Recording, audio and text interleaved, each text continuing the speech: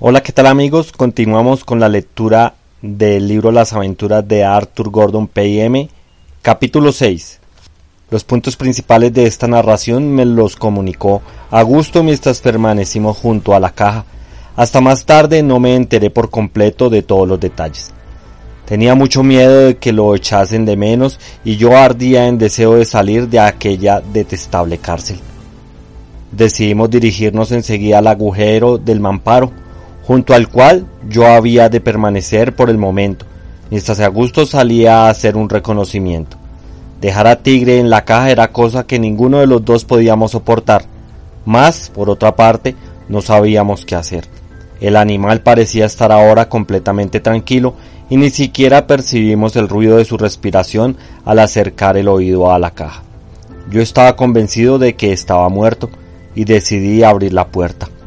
Lo encontramos tendido cuando largo era, aparentemente sumido en un profundo sopor, pero vivo todavía.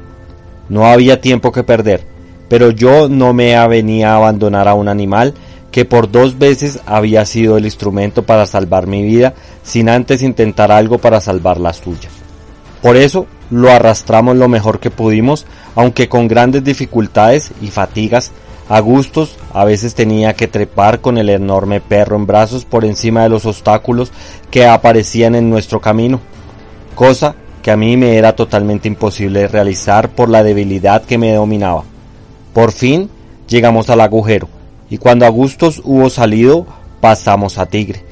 No había ocurrido ninguna novedad, y dimos gracias a Dios por habernos librado del inminente peligro que acabábamos de correr. Por el momento, se convino en que yo me quedase cerca del agujero, a través del cual mi compañero pondría fácilmente parte de su provisión diaria y porque allí tenía la ventaja de respirar una atmósfera relativamente pura. Como explicación de algunos puntos de este relato, en el que he hablado tanto de la estiva o colocación del cargamento del bergantín y que pueden parecer oscuros a aquellos de mis lectores que no hayan visto cargar un barco, debo decir aquí que el modo como se había hecho tan importante trabajo a bordo del Grampus era un vergonzoso ejemplo de negligencia por parte del capitán Bernal, quien no era ciertamente un marino tan cuidadoso y experimentado como le exigía imperiosamente la arriesgada índole del servicio que se le había encomendado. Una estiva adecuada no puede realizarse de una manera descuidada, y muchos accidentes desastrosos, incluso dentro de los límites de mi propia experiencia, se deben a ignorancias o negligencia en este particular. Los barcos costeros que suelen cargar y descargar deprisa y atropelladamente son los más expuestos a desgracias por no prestar la debida atención a la estiva. Lo más importante es que no haya ninguna posibilidad de que ni el cargamento ni el lastre cambien de posición por violentos que puedan ser los balanceos del barco. Para esto hay que prestar mucha atención no solo al bulto que se carga, sino a su naturaleza y si el cargamento es solo parcial o total. En la mayoría de los casos la estiva se realiza por medio de un gato. De este modo, un cargamento de tabaco o de harina queda tan oprimido por la presión del gato en la cala del barco, que los barriles o toneles, al desgarrarlos, están completamente aplastados y tardan algún tiempo en recobrar su aspecto original.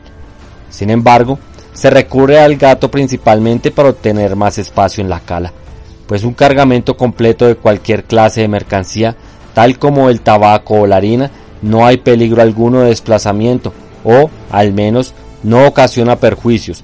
Se han dado casos, ciertamente, en que ese sistema del gato ha acarreado lamentablemente consecuencias, por causa completamente distinta a la del peligro del desplazamiento de los fardos. Por ejemplo, un cargamento de algodón fuertemente comprimido en determinadas condiciones se ha dilatado luego hasta el punto de abrir el casco del buque, y no hay duda alguna de que lo mismo sucedería en el caso de un cargamento de tabaco cuando sufre su fase usual de fermentación, si no fuera por los intersticios que quedan entre el redondez de los toneles.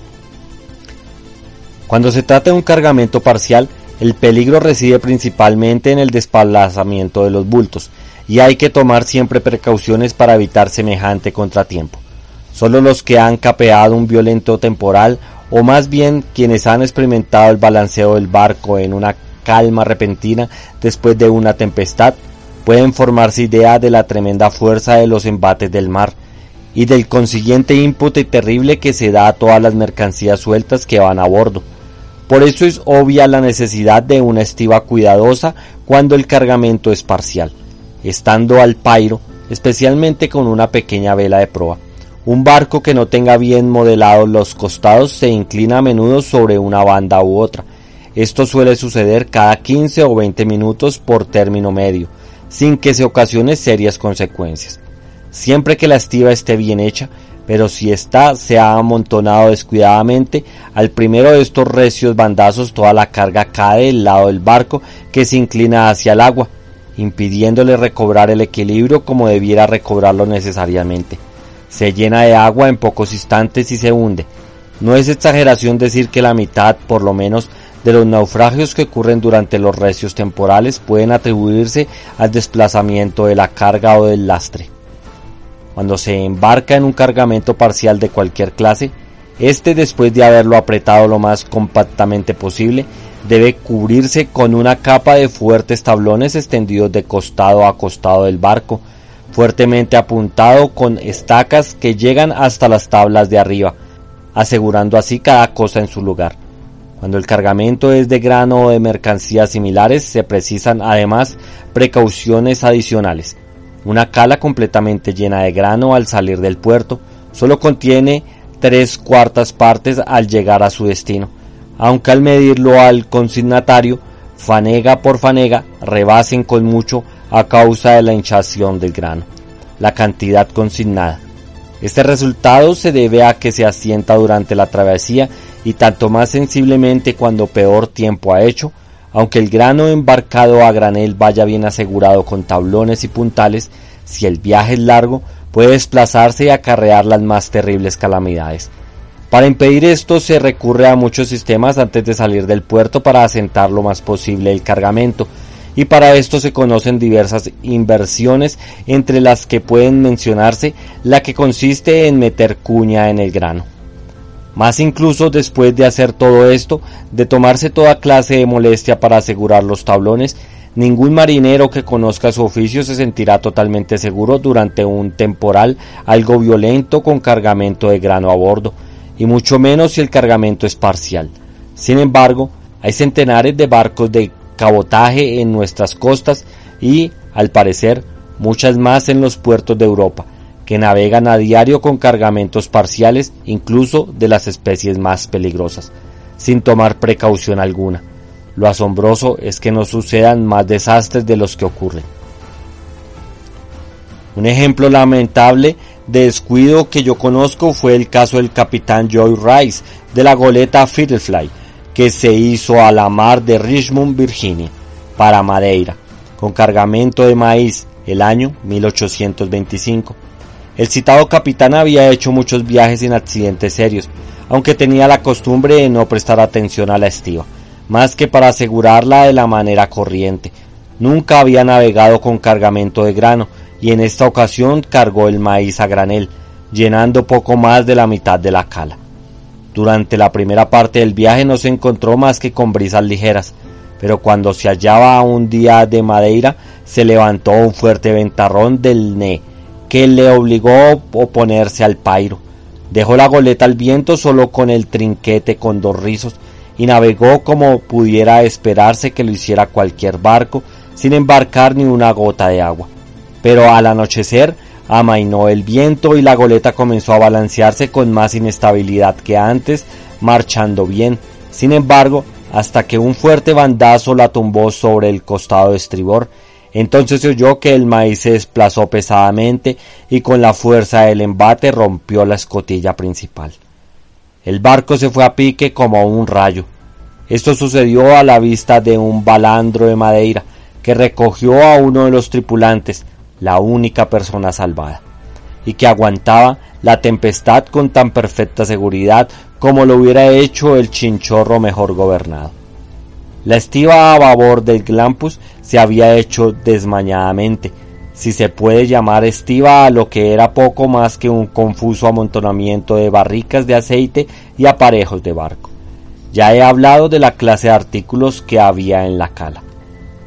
En el entrepuente quedaba espacio suficiente para mi cuerpo, como ya dije. Entre las barricas y el techo, alrededor de la escotilla principal, quedaba un espacio vacío, y otros varios espacios de bastante consideración quedaban en la estiva.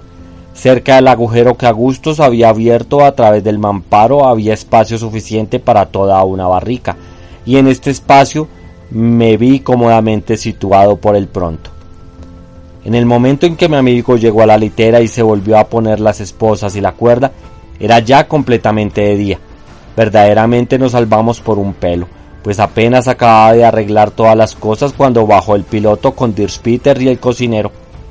Estuvieron hablando durante un rato acerca del barco de Cabo Verde, y parecían estar muy impacientes por su aparición. Luego el cocinero se acercó a la litera en que estaba Agustos y se sentó cerca de la cabecera. Desde mi escondite podía verlo y oírlo todo, porque el trozo de madera cortado no había sido puesto en su lugar, y yo me temía a cada momento que el negro se apoyase contra el chaquetón, que estaba colgado para ocultar la abertura, en cuyo caso se habría descubierto todo y seguramente nos hubieran matado inmediatamente. Pero prevaleció nuestra buena estrella, y aunque la rozó con frecuencia cuando el barco se balanceaba, nunca se apoyó lo suficiente para llegar a un descubrimiento. La parte inferior del chaquetón había sido cuidadosamente ajustada al amparo, de modo que el agujero no podía verse por su balanceo a uno u otro lado. Durante todo este tiempo Tigre permanecía a los pies de la litera y parecía haber recobrado en cierta medida sus facultades, pues yo le vi abrir de cuando en cuando los ojos y lanzar un largo resoplido. Después de unos minutos, el piloto y el cocinero subieron al puente, dejando solo a Dirspeter, quien, tan pronto como se marcharon, fue a sentarse en el mismo sitio que había ocupado el piloto. Comenzó a hablar muy amablemente con Agustos y pudimos ver que su borrachera, cuando se hallaba delante de los otros dos, era fingida. Respondió a todas las preguntas de mi amigo con entera libertad. Le dijo que no tenía ninguna duda de que su padre había sido recogido, porque había lo menos 5 velas a la vista antes de ponerse el sol el día que lo habían abandonado en el bote. Y empleaba otro lenguaje de naturaleza consoladora que me produjo tanta sorpresa como satisfacción. Realmente comenzaba a abrigar esperanzas de que por intermedio de Peter llegaríamos a hacernos de nuevo dueños del bergantín, y esta idea se manifestaba a gustos tan pronto como tuve una oportunidad. Creía que era posible, pero insistía en la necesidad de obrar con la mayor cautela al intentarlo, pues la conducta del mestizo parecía inspirada tan solo por el capricho más arbitrario, y realmente era muy difícil saber si en algún momento estaba en su juicio cabal. Peter subió a cubierta al cabo de 1 hora, y no volvió hasta mediodía, para traerle a Agustos una buena ración de carne salada y budín. De todo esto, cuando nos dejó solos, comí ávidamente, sin volver a meterme en el agujero. No bajó nadie más al castillo de proa durante el resto del día, y por la noche me metí en la litera de Agustos, donde dormí dulce y profundamente hasta ser casi de día, en que me despertaron unos ruidos que se sentía en la cubierta y me volví a mi escondrijo más que prisa. Cuando fue plenamente de día, vimos que Tigre había recobrado sus fuerzas casi por completo, y no dio ningún síntoma de hidrofobia, pues bebió con gran avidez un poco de agua que Agustos le ofreció. Durante el día recuperó todo su vigor y apetito. Su extraña conducta había sido debido sin duda a la naturaleza deletérea de la atmósfera de la cala, pues no tenía relación con la rabia canina. No dejaba de felicitarme por haber insistido en traerle conmigo de la caja. Estábamos entonces a 30 de junio y hacía 3 días que el Grampus había salido de Nantucket. El 2 de julio bajó el piloto, borracho como de costumbre, pero de un humor excelente. Se dirigió a la litera de Agustos y dándole una palmada en la espalda, le preguntó si pensaba portarse bien y se le dejaba suelto, en cuyo caso le prometía que no tendría que volver más a la cámara. Naturalmente, mi amigo le contestó de una manera afirmativa, y entonces el rufián le puso en libertad. Después de hacerle beber un trago de ron de un frasco que sacó del bolsillo de su chaqueta. Luego subieron los dos a la cubierta y no volví a ver a Augusto durante unas 3 horas, en que bajó con la buena noticia de que había obtenido permiso para merodear por el Bergantín a su gusto, desde el Palo Mayor a la proa, y que le habían ordenado que durmiese como de costumbre en el castillo de proa. También me trajo una buena comida y abundante provisión de agua. El Bergantín seguía aún navegando hacia el barco que venía de Cabo Verde y se encontraba a la vista una vela que creía ser las que andaban buscando. Como los acontecimientos de los 8 días siguientes fueron de poca importancia y no tienen relación directa alguna con los principales incidentes de mi relato, los transcribiré en forma de diario, pues no quiero omitirlos por completo. 3 de julio. Augusto me proporcionó 3 mantas con las que me he formado una cama confortable en mi escondite. No ha bajado nadie durante el día excepto mi amigo. Tigre tomó su sitio en la cama junto a la abertura y durmió pesadamente, como si no estuviese aún completamente restablecido de los efectos de su enfermedad. Al anochecer, una racha de viento sorprendió al Bergantín antes de que hubiese tiempo para arriar velas y casi lo hizo zozobrar. Las ráfagas pasaron inmediatamente, sin más daño que las desgarraduras de la vela de la cofa del trinquete. Dirk-Peter ha tratado a Augustus con gran bondad durante todo el día y ha tenido una larga conversación con el respecto al Océano Pacífico y a las islas que habían visitado en dicha región. Le preguntó si no le gustaría más ir con los amotinados a una especie de viaje de exploración y de recreo por aquellas zonas, pero le dijo que los marineros iban inclinándose gradualmente a favor de la idea del piloto. A esto, Augusto juzgó oportuno responder que le gustaría mucho una aventura semejante, puesto que no podía hacer nada mejor, siendo preferible cualquier cosa a la vida de la piratería. 4 de julio. El barco que se hallaba a la vista resulta ser un pequeño bergantín que venía de Liverpool, y lo dejaron pasar sin molestarlo. Augusto se pasó casi todo el día sobre cubierta a fin de obtener toda la información que pudiese respecto a las intenciones de los amotinados. Esto tenía frecuentes y violentas reyertas entre sí, en una de las cuales un arponero, Jim Borner, fue arrojado por la borda. La banda del piloto iba ganando terreno. Jim Borner pertenecía a la pandilla del cocinero, de la que era partidario Peters. 5 de julio. Al romper el día se levantó una brisa revuelta del oeste, que al mediodía se convirtió en huracán, de modo que el Bergantín tuvo que reducir todo el velamen al cangrejo y al trinquete. Al arriar la vela de la cofa del trinquete, Sims, uno de los marineros que pertenecía a la banda del cocinero, cayó al mar. Como estaba muy borracho, se ahogó, sin que nadie hiciese el menor esfuerzo por salvarle. El número total de personas quedaba reducido a 13, a saber, Dirk-Peter, Seymour, el cocinero negro, Jones, Grayley, Herman Rogers y William Allen de la partida del cocinero. El piloto, cuyo nombre no supe nunca, al Salón Hills, Wilson, John Hunt y Richard Parker del bando del piloto, además Augustus y yo. 6 de julio. La tempestad duró todo este día, soplando fuertes ráfagas acompañadas de lluvia. El Bergantín embarcó una gran cantidad de agua por las costuras de sus tablones y una de las bombas no ha cesado de funcionar continuamente. Viéndose obligado Augustus a hacer su turno también, justamente al crepúsculo, pasó un gran buque muy cerca de nosotros, sin que fuese descubierto hasta que estuvo al alcance de la voz. Era de suponer que el barco fuese aquel sobre el que los amotinados estaban al acecho. El piloto le habló, pero el ruido de la tempestad impidió oír la respuesta. A las 11 embarcamos una ola en medio del buque, que arrancó buena parte del antepecho de babor y nos causó otros daños leves. Hacia el amanecer la tempestad había amainado, y al salir el sol casi no soplaba el viento. 7 de julio. Hubo una fuerte marejada todo este día, durante la cual el Bergantín, que es ligero, se balanceó excesivamente, por lo que muchos objetos rodaron sueltos por la cala, como oí claramente desde mi escondrijo. He sufrido mucho a causa del mareo. Peters tuvo una larga conversación con Augustus y le dijo que 2 marineros de su bando, Glaines y Allens, se habían pasado al del piloto. Decididos a hacerse piratas, le hizo varias preguntas a Augustus, a quien no comprendió perfectamente.